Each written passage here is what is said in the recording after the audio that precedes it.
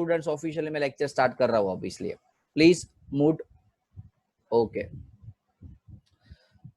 Last lecture के अंदर हमने एक टॉपिक सीखा था significant figure. Okay, easy topic था, कुछ हार्ड एंड फास्ट नहीं था, थोड़ा सा बेसिक जो रूल्स रेगुलेशन है यदि उसको हम देख ले तो उसमें कुछ हार्ड एंड फास्ट था नहीं। अब उस सिग्निफिकेंट के साथ यदि एडिशन सब्ट्रैक्शन करना है, ओके, तो हम कैसे करेंगे उसके रिगार्डिंग ये आज का लेक्चर है बच्चों। ओके, तो मेनली 4 अरिथमेटिक ऑपरेशन हो सकते हैं, या तो मल्टीप्लाई या डिविजन, एडिशन एंड सब्ट्रैक्शन। तो समझ लो कि मेरे पास कोई वैल्यूज है, पहले हम एडिशन सब्ट्रैक्शन की बात करेंगे और बाद में मल्टीप्लाई डिवाइड करेंगे। लाइक एग्जांपल फॉर मेरे पास कोई वैल्यूज है जैसे 2.352, उसका मुझे एडिशन करना है 5.6 के साथ, उसका मुझे एडिशन करना है 5.6 के साथ, तो उसका आंसर आ रहा है, इसका जो आंसर होगा कितना होगा बच्चों, बोलो तो, चलो ट्राई करो। 7.952। तो 7.952।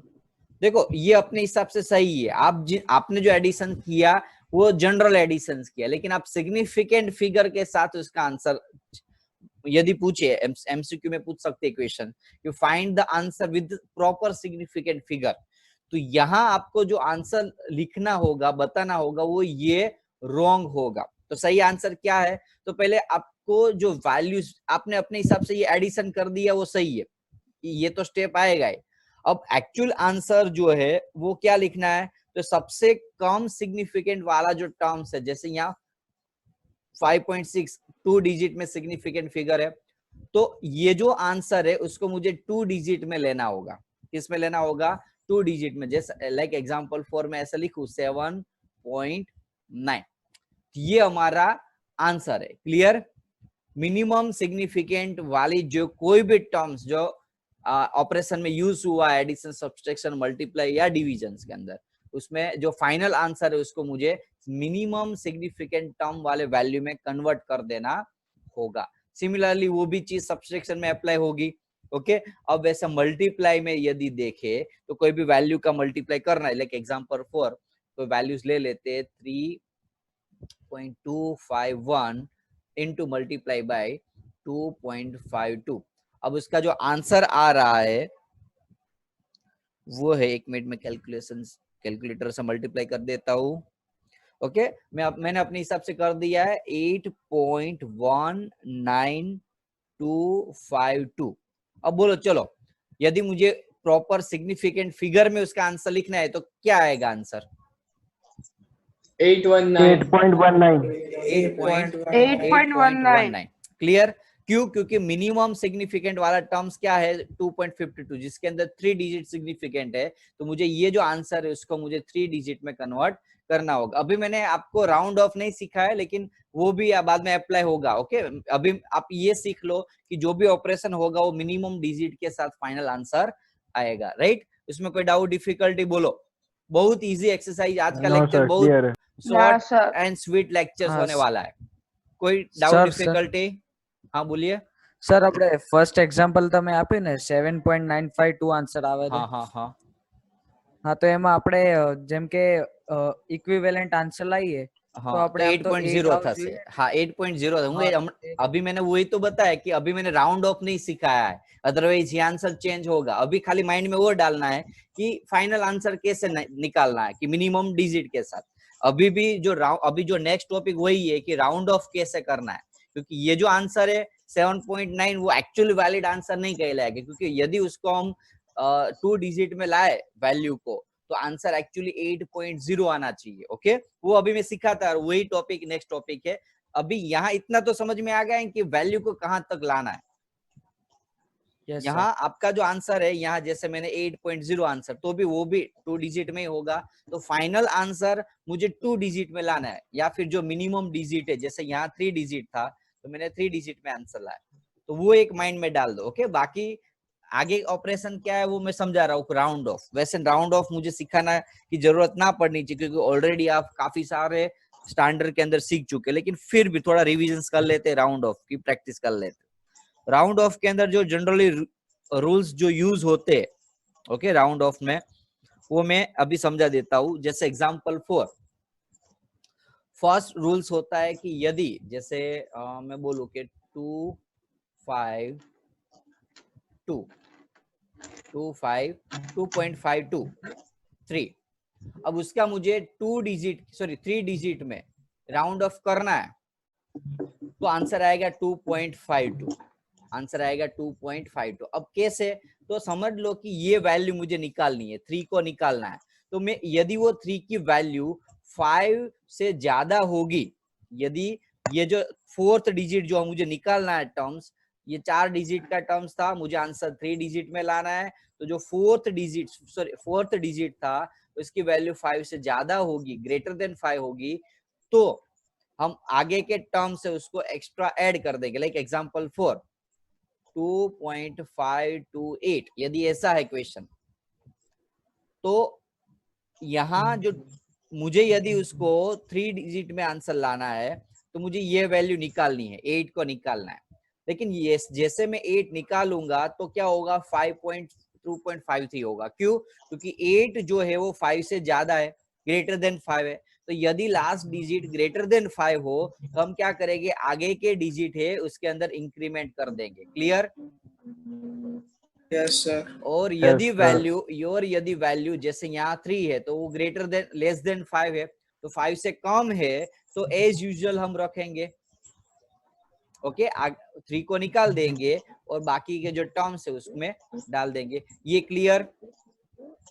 सर। चलो एग्जांपल दे रहा हूँ, अब एग्जांपल दे रहा हूँ, मुझे आंसर दो। चलो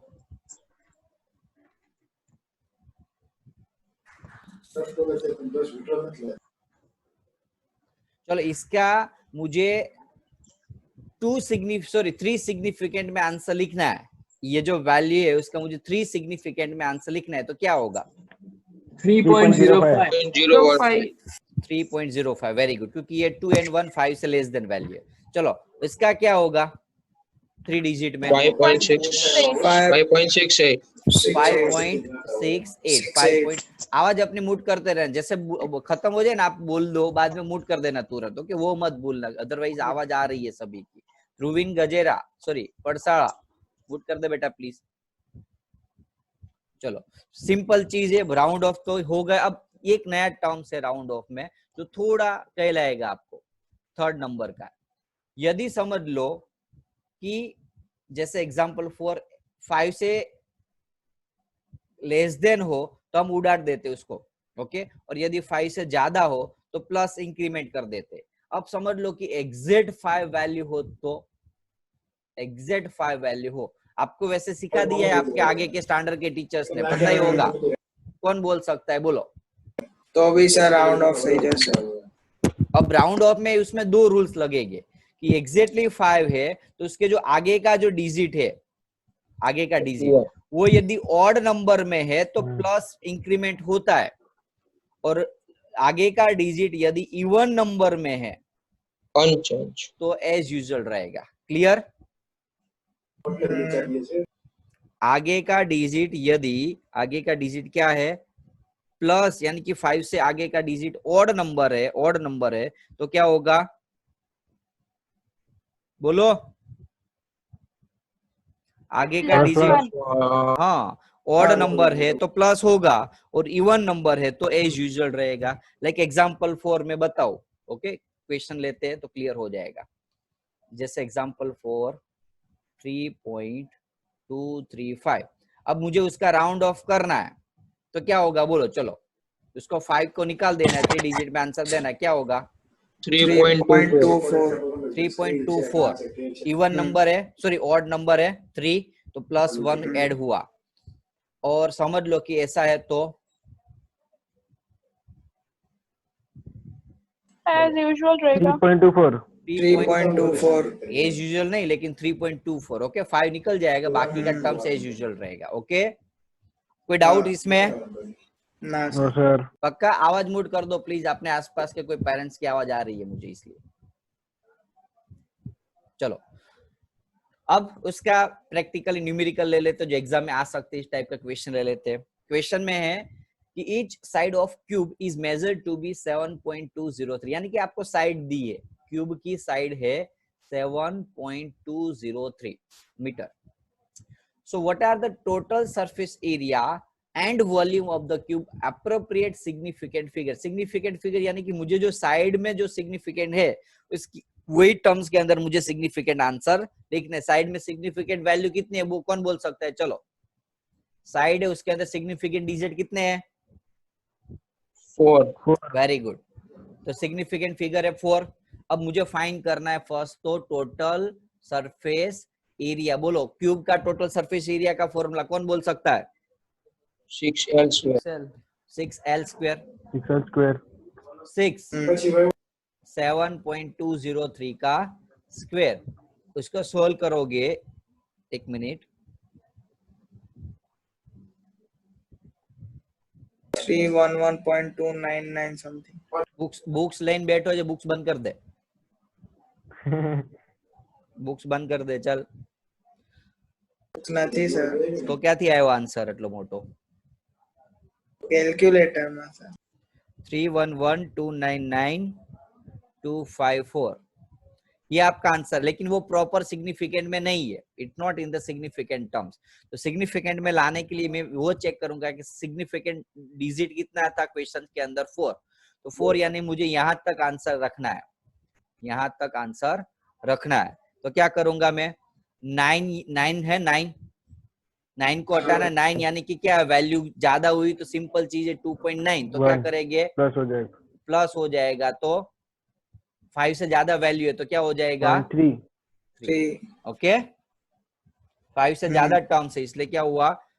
2 को ऐड कर दिया तो 311.3 मीटर स्क्वायर. Okay, area. दूसरा है वॉल्यूम. वॉल्यूम का फॉर्मूला L क्यूब. 7.203 का क्यूब. तो इसका आंसर आ रहा है 373.714754. अब उसका भी सिग्निफिकेंट टर्म में आंसर लिखना है तो क्या करेंगे? बोलो. Sir, 373.7. ओके, सिंपल चीज है. 1 जो है वो लेस देन 5 है तो उसको हटा देंगे डायरेक्टली और ये आपका फाइनल आंसर. क्लियर? कोई डाउट्स बोलो. ना क्लियर. सेकंड क्वेश्चन है 5.74 gram of substance occupy.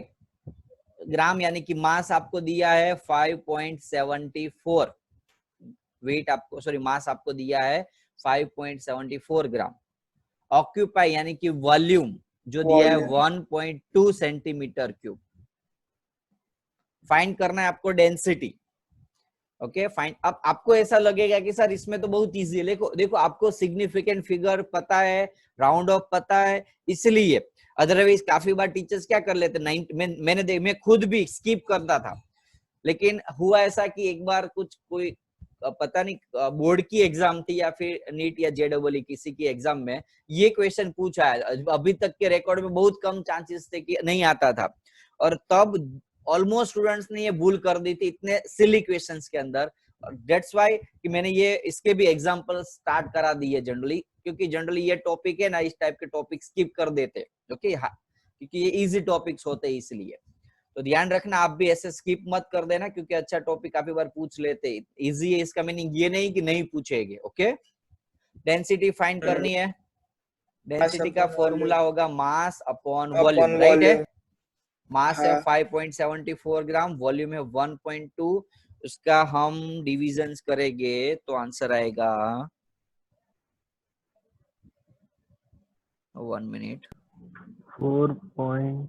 5.74 divided by 1.2 4.78 4.7833 काफी सारे 3 आते हैं, देख लो. चलो, अब मुझे मिनिमम डिजिट 1.2 है तो क्या करूंगा?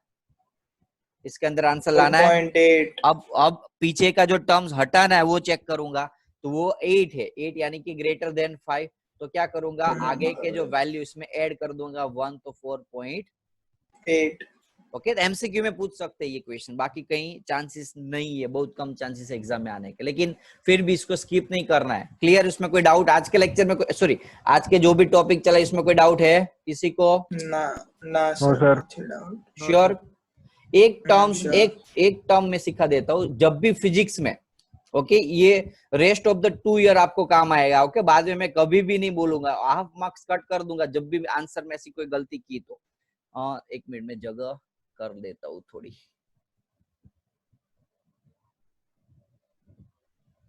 ओके जो टर्म्स था साइंटिफिक नोटेशन, वैसे तो पता होगा कुछ 9th स्टैंडर्ड में कहीं कुछ आया था ये टॉपिक साइंटिफिक नोटेशन, पता है किसी को?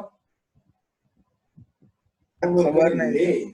Okay scientific notation means word, जैसे मेरे पास एक वैल्यू एग्जांपल फॉर आपका आंसर आया 3 5 4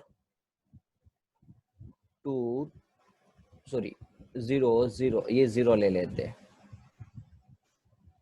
ओके ये आंसर आया 3 5 4 0 0 0 0 समझ लो। अब ये जो आंसर है ना वो आप अपने हिसाब से सही हो, लेकिन जब आप साइंस के स्टूडेंट हो और स्पेशली फॉर फिजिक्स आप पढ़ रहे हो तो कोई भी टर्म्स को साइंटिफिक फॉर्म में बताना जरूरी है। और वो साइंटिफिक फॉर्म में यदि कन्वर्ट करना है तो साइंटिफिक फॉर्म का ये एक्चुअली वैल्यू है a डॉट b 10 10 to 4 तो उसको यदि हम करेंगे कन्वर्ट तो क्या होगा 3.5 बाद में भले 1-2 डिजिट आप लिख दो, उससे लेना देना नहीं है। अब 10 कितना आएगा तो यहाँ कितने डिजिट है 1 2 3 4 5 6, मुझे यहाँ पॉइंट लाना है तो यहाँ से पॉइंट को यहाँ ले जाने में कितने डिजिट की मूवमेंट हुई 6, तो 10⁶। तो जब भी फिजिक्स में कोई भी बड़े ऐसे क्वेश्चंस का जब आंसर आता है ना, अब देख लेना जनरली इस फॉर्म में ही होगा 90% चांसेस। આવું કરવાનું કેમ? बेटा एग्जैक्ट वैल्यू हमें મળે અને जनरली क्या होगा कि ऐसा नहीं कि हर बार ऐसी छोटी छोटी वैल्यू आएगी, बहुत बड़ी वैल्यू आएगी। तो एग्जैक्टली वो वैल्यू कितनी है वो टीचर्स को या एज ए साइंटिस्ट के फॉर्म साइंस के लेवल पे आप पढ़ रहे हो तब आप जजमेंट नहीं कर पाओ। जब इस वैल्यू के फॉर्म में होगे तो आपको इजीली पता चल जाएगा, किसी के साथ कंपेरिजन करना होता है तब पता चलता है, इसलिए इसको इस फॉर्म में लेते हैं।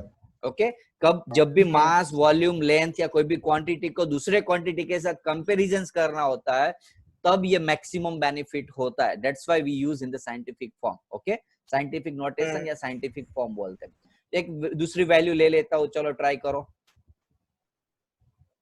बोलो उसका साइंटिफिक फॉर्म क्या होगा। देखो एक समझा देता हूं, बाद में आप बोलना। पॉइंट यहाँ है 0.00000, मुझे यहाँ पॉइंट चाहिए 5 के बाद। अब कितने डिजिट मूव हुआ तो 1 2 3 4 5 5 तो 0 है और एक 5 यानी कि 6 डिजिट मूवमेंट हुआ यहाँ माइनस, तो 10⁻⁻⁶ आएगा, क्योंकि जब लेफ्ट राइट साइड में मूवमेंट हो डिजिट का तब 10⁻⁻ आएगा, और लेफ्ट साइड में मूवमेंट करें हम डिजिट का पॉइंट डेसिमल का तो यहाँ पॉजिटिव आएगा। ओके याद रखना, जब लेफ्ट साइड पे डेसिमल मूव हो रहा है तो पॉजिटिव आएगा और राइट साइड पे पॉइंट मूव हो रहा है तो नेगेटिव आएगा।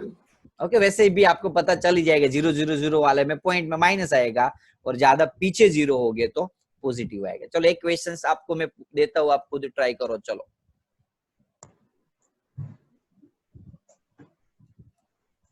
सभी का आंसर चाहिए मुझे, ऐसा नहीं कि 1-2 स्टूडेंट ही बोले।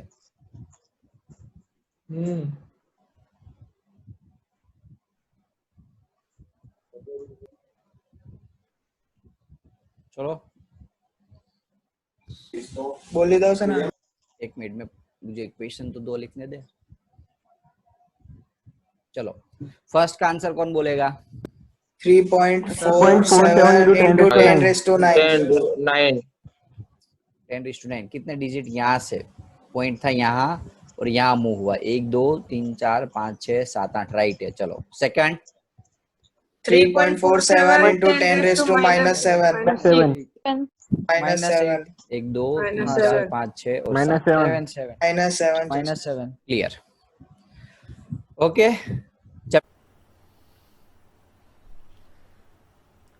तो बच्चों कैसा लगा लेक्चर्स? प्लीज मुझे कमेंट बॉक्स के अंदर डाल दीजिए आपके कमेंट्स कि कैसा लगा आपका ये वीडियो लेक्चर्स। प्लीज इस वीडियो को लाइक कर दीजिए, अपने फ्रेंड के साथ शेयर करिए और सब्सक्राइब करिए हमारी विजन ई लर्निंग चैनल को, जिसके लिए आपको maximum to maximum important and IMP questions के वीडियो लेक्चर्स मिलते रहेगी, उसकी नोटिफिकेशंस मिलती रहेगी। यदि आपको कोई भी डाउट डिफिकल्टी है तो इस नंबर पे आप कॉल कर सकते हो। मेरा नंबर है 9157146074। Vision coaching institute Nikol Ahmedabad की ओर से मैं निकुंज सर आपको शुक्रिया अदा करता हूं for watching this video. Thank you very much for watching this video. Thanks a lot. Be take care and be safe. Okay bye, take care.